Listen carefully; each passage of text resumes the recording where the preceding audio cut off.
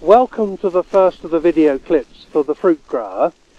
This is an exercise to explain some of the fundamentals of tree pruning and to look at one or two of our modern varieties that we have here on the farm. I'm very grateful to Viv Tanner of Orchard Lodge Farm at East Malling to allow us to use her orchards. I do notice that having come to the farm this morning, many of her orchards have already been pruned, but then you would expect that by this time of the winter period. But let me start by just looking at the overall fruit tree and explaining to you how the vegetative growth is converted into flower bud. I've cut a piece of one of our major varieties off a tree, and you can see immediately the growth that was produced in 2014. That, everybody will know, is annual growth. It's 1 year old, and all the vegetative buds will carry one leaf, but they are what they are. They are vegetative buds and will not produce any flower. If you leave this shoot for 1 more year, you will get a 2-year-old piece of cropping wood, a 2-year-old lateral.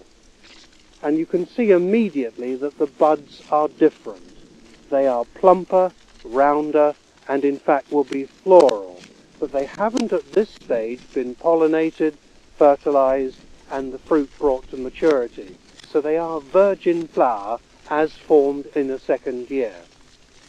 And it is this has to be understood in order to develop the fruiting capacity of any orchard system.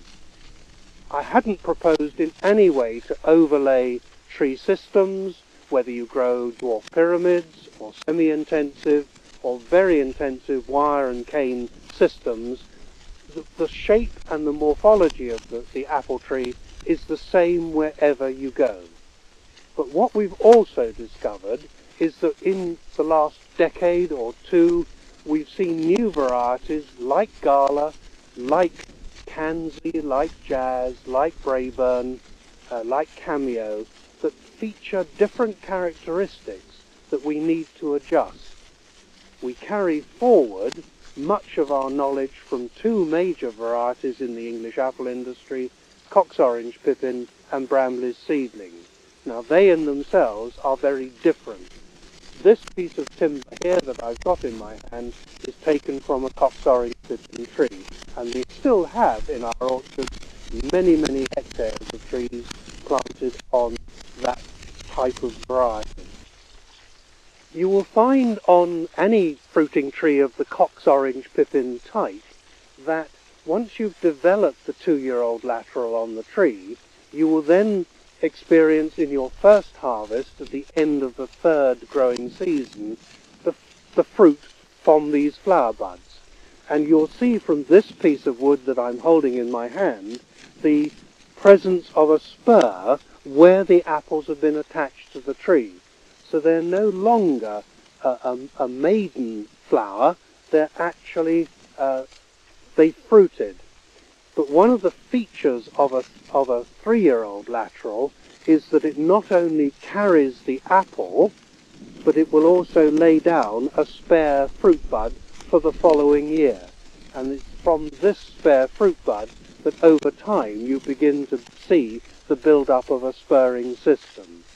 And you can see here, for example, where I'm pointing with my finger, there are 2 spare buds on the tree, and there is a little peg where the apple was attached.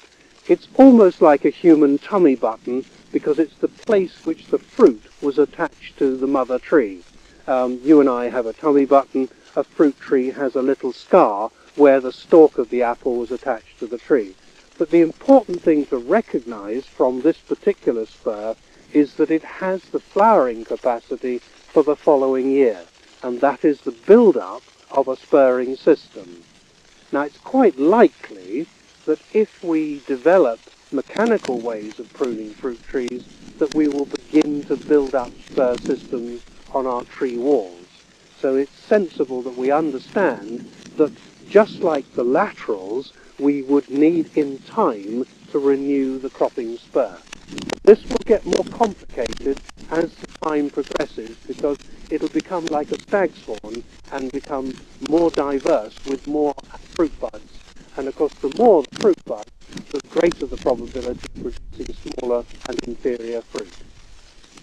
So that is a 3-year-old lateral with 2 and 1 year on the end of it. That is in what I would regard as being a very suitable cropping lateral for Cox Orange pippin. Many of our modern systems using semi-intensive rootstocks and semi-intensive planting distances will use a renewal system where at the end of the 3rd year or possibly the 4th year they'll remove the whole of this lateral and grow another one by producing maiden growth, which is this piece here on the site where the cut was made.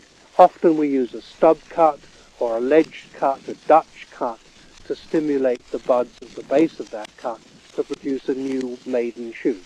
And once you've got a tree with 1/3 1 year, 1/3 2 year, and 1/3 3 year, you've got the makings of a renewal cycle that, given healthy tree life, would just go on forever.